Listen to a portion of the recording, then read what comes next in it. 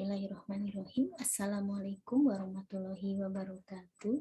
Ketemu lagi di channel YouTube Yuniati Ruang Dosen. Pada kesempatan ini kita akan lanjutkan video pembelajaran selanjutnya terkait dengan PPh pasal 4 ayat 2.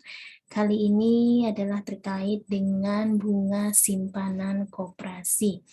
Baik, Ibu akan share screen terlebih dahulu. Di sini terkait dengan bunga simpanan koperasi, ini masih dalam kategori PPh pasal 4 ayat 2 dan tentunya bersifat final. Di sini ada dua tarif ya, di mana tarif 0% adalah untuk bunga simpanan sampai dengan 240.000 per bulan. Nah, ini tarifnya 0%.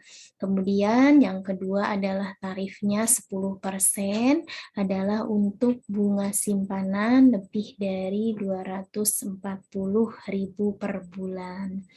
Nah, jadi kalau masih di bawah 240 itu tarifnya 0%. Ketika sudah lebih dari 240.000, maka tarifnya adalah 10%. Penghasilan dari bunga simpanan adalah imbalan berupa bunga simpanan yang diterima anggota koperasi orang pribadi.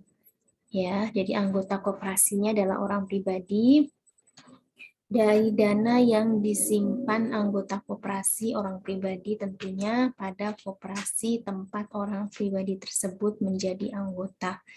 Nah, ini tidak termasuk dari sisa hasil usaha. Selanjutnya adalah kita ke contoh soal.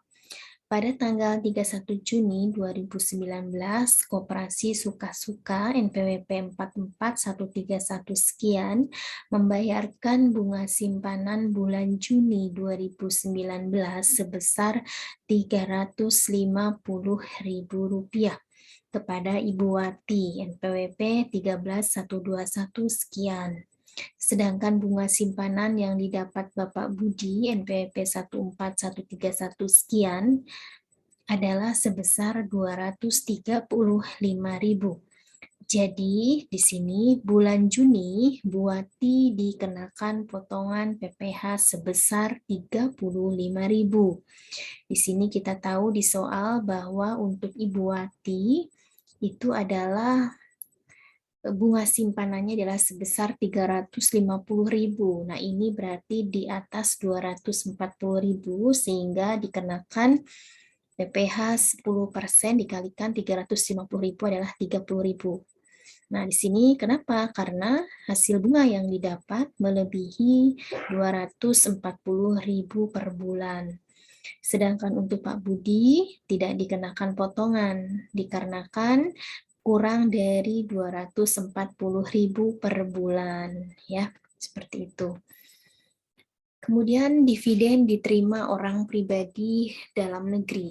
Di sini orang pribadi PPh final tadi 10%, ya. Kemudian ada pembagian dividen untuk badan, ya, WP badan, koperasi, ya, PT, ya, dan selainnya.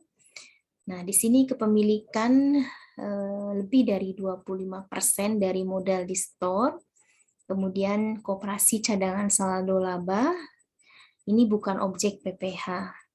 Kemudian selainnya syarat tidak dipenuhi, ini adalah PPh 23 15%. Kemudian untuk WP luar negeri, di sini ada PPh 26, tarifnya 20% atau P3B. Kemudian terkait dengan selisih lebih revaluasi aktiva tetap, ini tambahannya ya, adalah 10% tarifnya dikalikan selisih lebih revaluasi aktiva tetap di atas nilai sisa buku fiskal. Revaluasi aset tetap ini untuk tujuan perpajakan dilakukan oleh WP Badan Dalam Negeri termasuk BUT.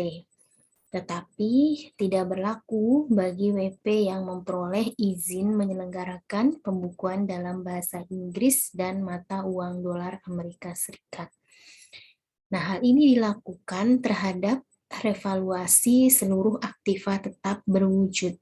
termasuk tanah yang berstatus hak milik atau hak guna bangunan. Kemudian yang kedua adalah revaluasi seluruh aktiva tetap berwujud tidak termasuk tanah yang terletak atau berada di Indonesia, dimiliki dan dipergunakan untuk mendapatkan, menagih, dan memelihara penghasilan yang merupakan objek pajak. Diperoleh persetujuan revaluasi aset tetap atas aktiva tetap kelompok 1 dan 2, namun dialihkan sebelum berakhirnya masa manfaat yang baru, atau aktiva tetap kelompok 3, 4, bangunan dan tanah, namun dialihkan sebelum melewati 10 tahun, ini dikenakan tambahan PPh final.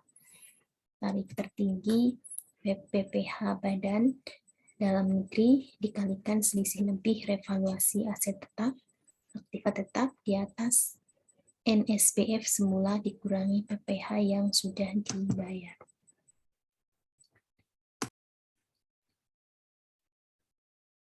Baik, itu saja video pembelajaran kali ini yang sudah Ibu sampaikan terkait dengan bunga simpanan koperasi. Ya, jadi tadi telah disampaikan mengenai bunga simpanan koperasi yang masuk dalam kategori PPh pasal 4 ayat 2 yang bersifat final. Kita akan lanjutkan video pembelajaran selanjutnya masih di PPh pasal 4 ayat 2. Yang selanjutnya nanti akan dibahas mengenai terkait dengan PP 23 tahun 2018. Baik, itu saja yang dapat Ibu sampaikan. Mohon maaf apabila ada kekurangan. Wassalamualaikum warahmatullahi wabarakatuh.